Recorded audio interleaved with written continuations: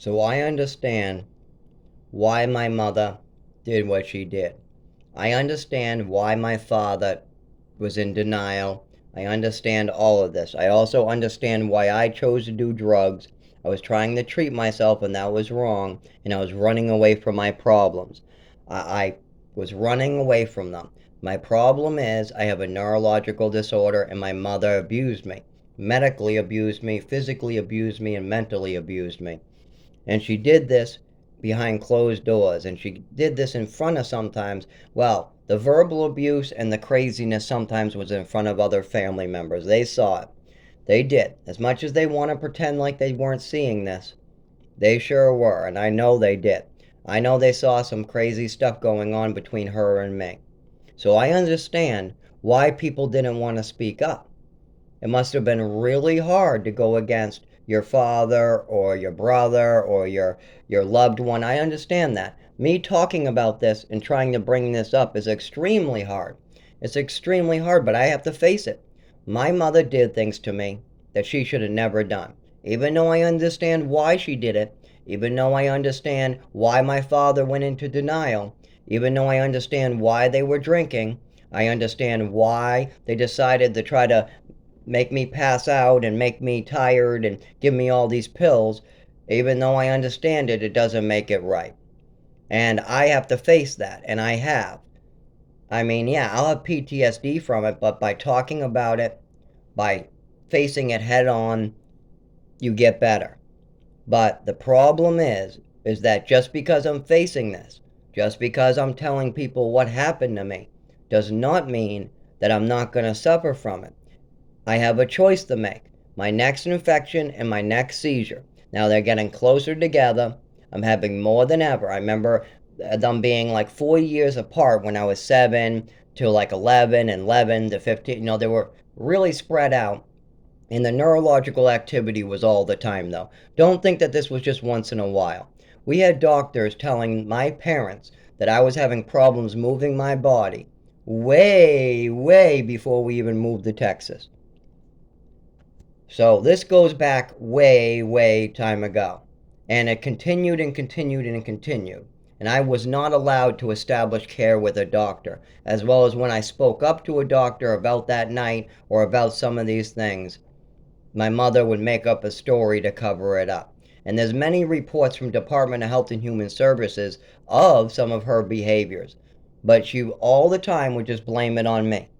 Oh, well, there's a bottle missing, so it must be Zach drinking it. And then after a couple weeks of torturing me and blaming it on me and making me seem like I'm doing something, then she admits that she did it. Then, all because I'm crying in the corner, begging her to stop lying about me. Begging, begging, stop making up stories about me. Stop making up stories about me. Please stop making up stories about me. It still is one of my greatest fears because I hate it. I really hate it when people make up stories that aren't true, especially about another person, because people can get hurt. People can get hurt when you make up stories that aren't true. That can happen. You're supposed to love one another and support one another, not try to get them hurt. Not try to drug them so they have lifelong issues. That's not the way to handle it, and it's wrong what they did to me. Now, I don't care what nobody says, what was done to me was wrong. And anybody who knows me, they've seen this. They've seen my shakes. They've seen it for years. Doctors were telling them about my coordination issue and my body issues way before I was even 10 years old.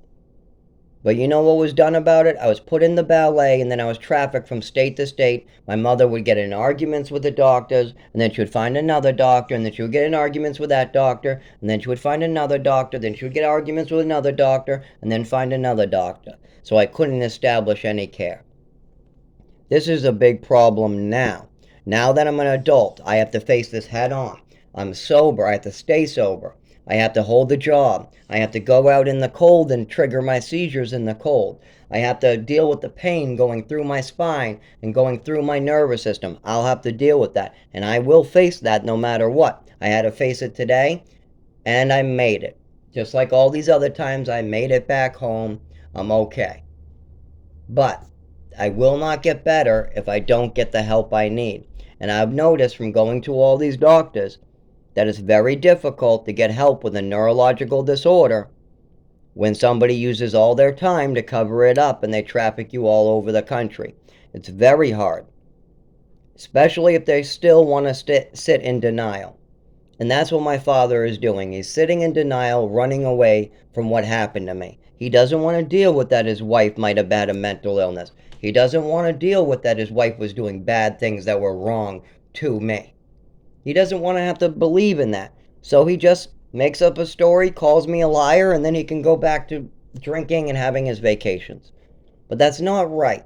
It's affecting his soul. He's too old to be damaging his soul in that way. He needs to wake up. He needs to wake the F up and deal with this. Your wife passed away because you didn't deal with her issues. I am going to pass away because you're not dealing with her issues. I have dealt with my issues. I have a clear mind. Everybody likes me at work and they appreciate the way I behave.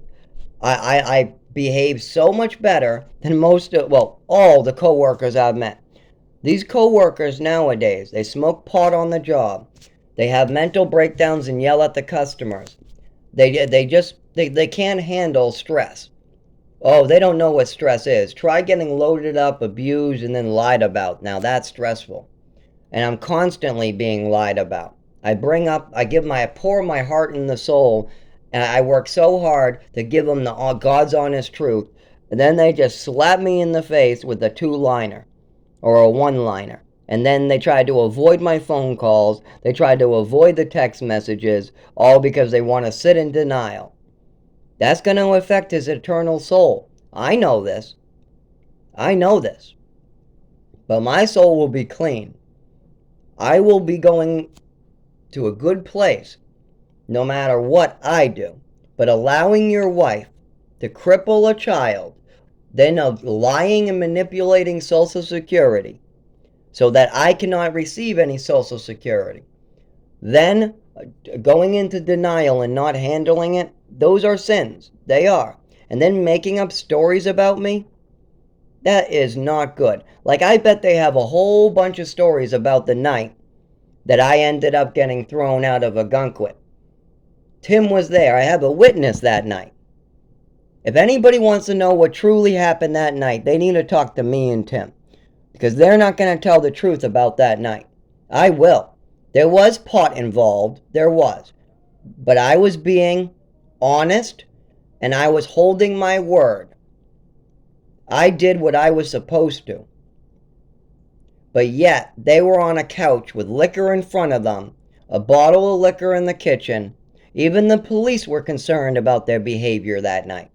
They weren't concerned about my behavior. No, they were not. They were concerned about their behavior. That's why I chose the left. Actually, I could have stayed. I could have stayed because I was there over 30 days, and there's laws where somebody is a resident for over 30 days. You cannot throw them out to the street. But I chose to leave because what they were doing was they were drinking and they were causing problems. Not just that, they were causing problems for a little girl.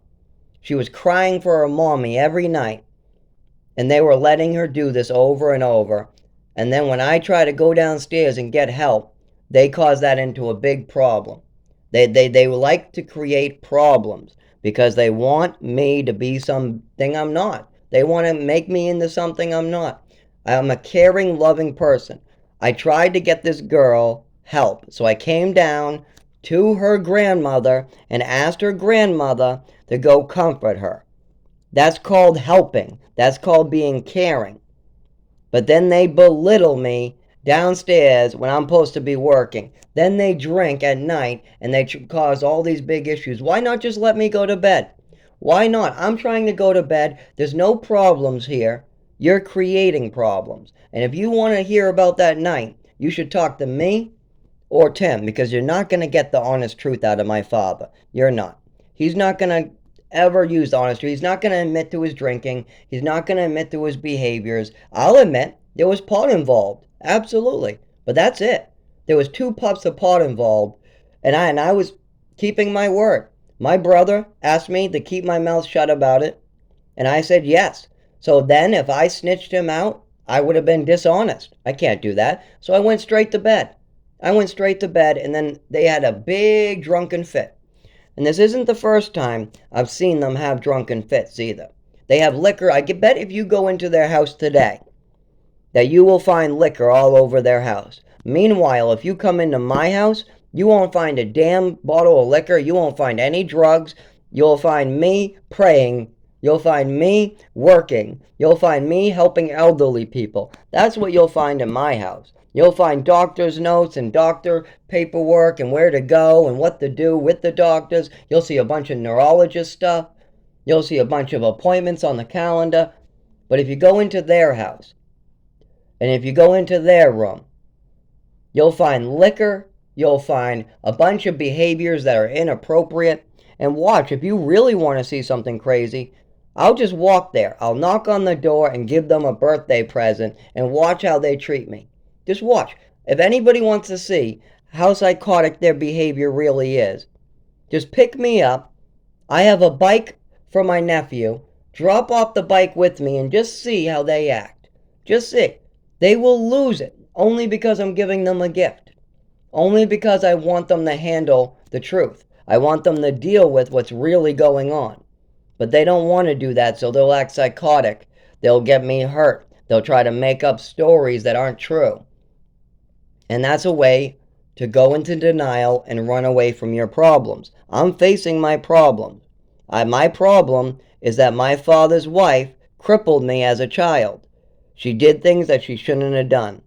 And then she lied about it. And then she manipulated. She made up a narrative about me. And now that narrative prevents me from getting health care that I need. I need these seizures to be handled. I need my neurological disorder to be diagnosed properly. And because it starts at age 7, there are plenty of medical records that support this. Plus, the seizure medication does such a great job. I mean, honestly, it does do a good job, but after 25 years of not handling it, there's not much more we can do but keep on getting seizure medication, stuff that's more targeted to the disorder. That's what I want. I want seizure medication more targeted to the disorder. And I don't want benzodiazepine. There has to be more seizure medication, more nervous system medication out there that can be combined with the medication I'm on now. That's what I want. But until then, I'll keep on having seizures on the side of the road. They'll inject me with benzodiazepine. The doctors will see me in the emergency room. They'll give me paperwork saying head injury and seizure. Then I'll go home and repeat.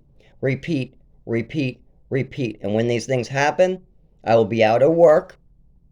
And then I'll lose my apartment, as well as all I want to do is have a car and drive. I have a right to my life. I have a right to drive a car and have a life. But my mother took that right away from me. She did. She took my life away from me. I can't drive a damn car. I cannot drive until this is handled. I've waited 15 years to handle this neurological disorder, and I'm still waiting. I'm still going to the doctors. I'm still talking about it. And now I have more information about it because the doctors are the ones giving me the information of what to call this stuff. I just can describe the symptoms. It's like getting tased all the time. It's like having a taser-like feeling. It's a numbness in the legs and arms. It's a coordination issue. It's a shake. It's a shakiness. It's a bouncing of my body. My body shakes and bounces. I'm sure that people remember me as a child having my legs bounce around. I'm sure they remember me being really twitchy and having tics. I remember doctors like Dr. Rosenblum calling them tics. But the problem is my mother had me on so many medications that they didn't know. Was it the medication causing these shakes and tics? No, it wasn't. Because they will go all the way back to that night. And they still happen today, and I'm not on any medication. I went without medication for several years until I could figure out what medication was proper. Seizure medication, that's what helps. That's the real medication I should have been on right from the start. I should have been on seizure medication.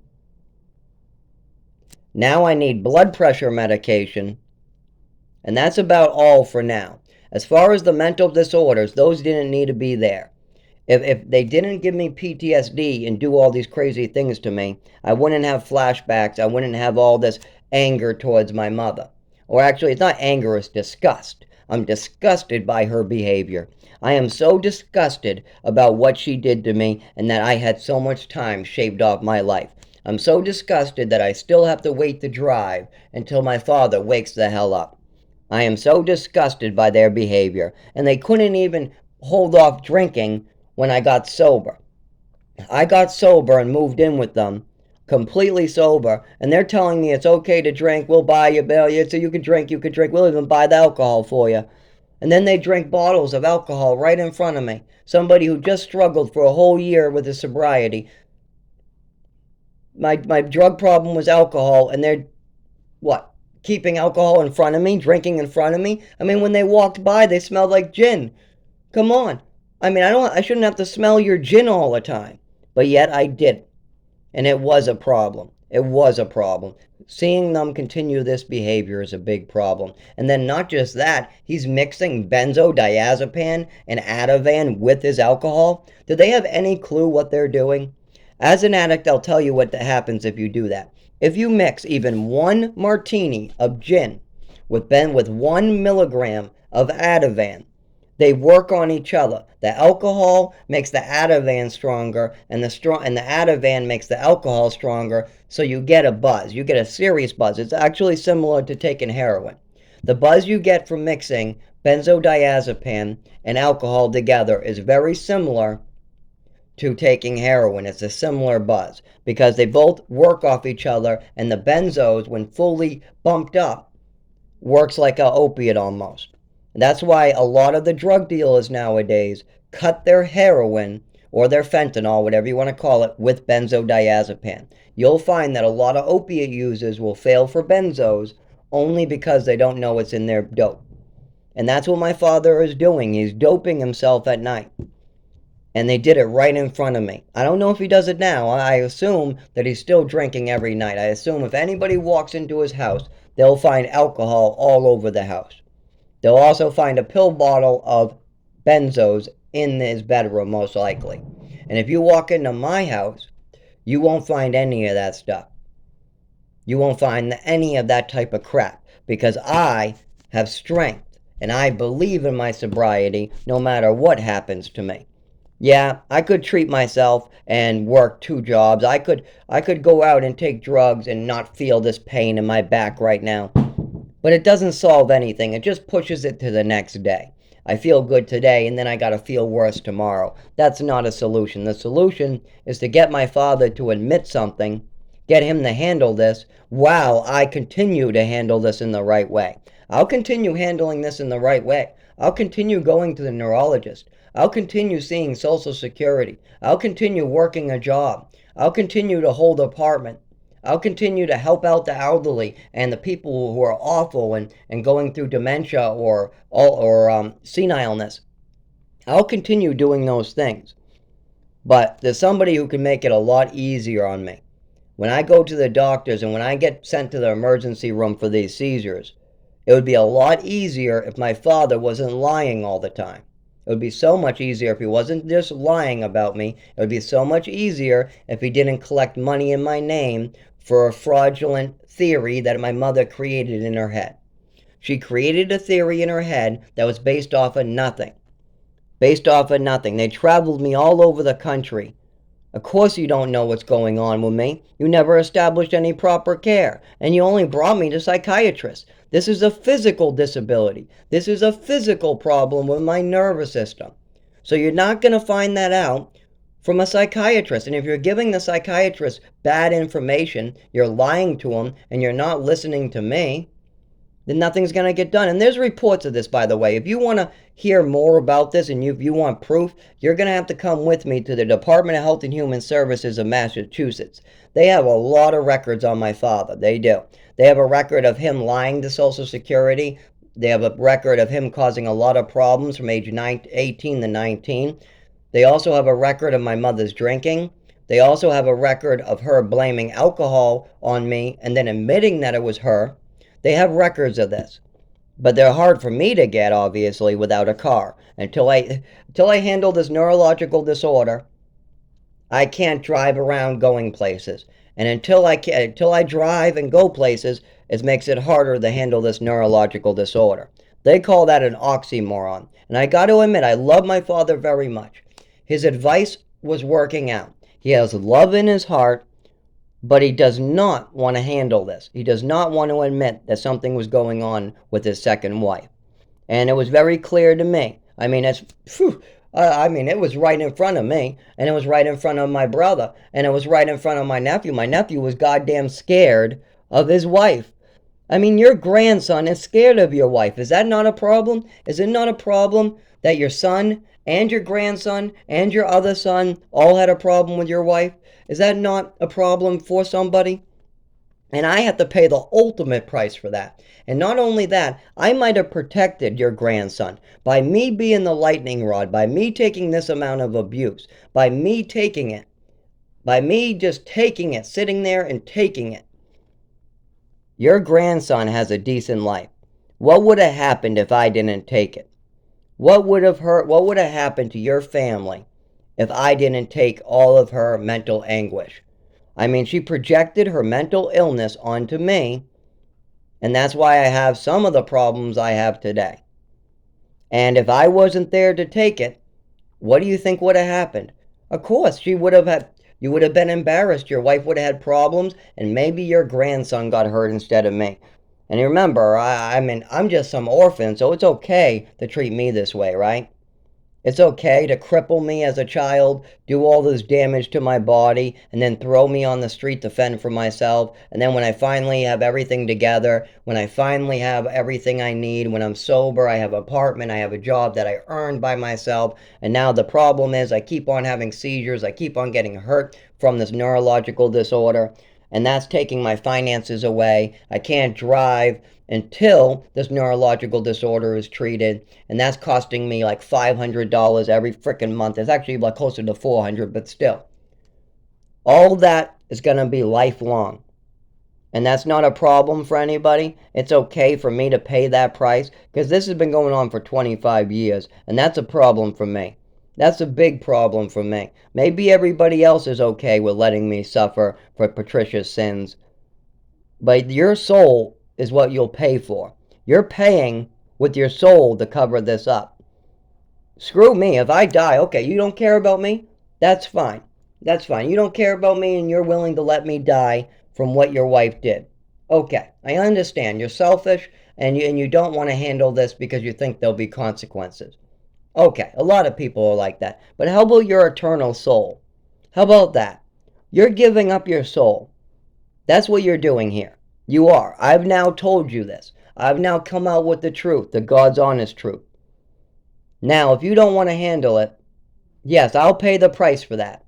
And I'll keep on trying my best to try to get as much help with this as I can. But you are paying for that with your soul. Absolutely you are. And keep that in mind when listening to this video.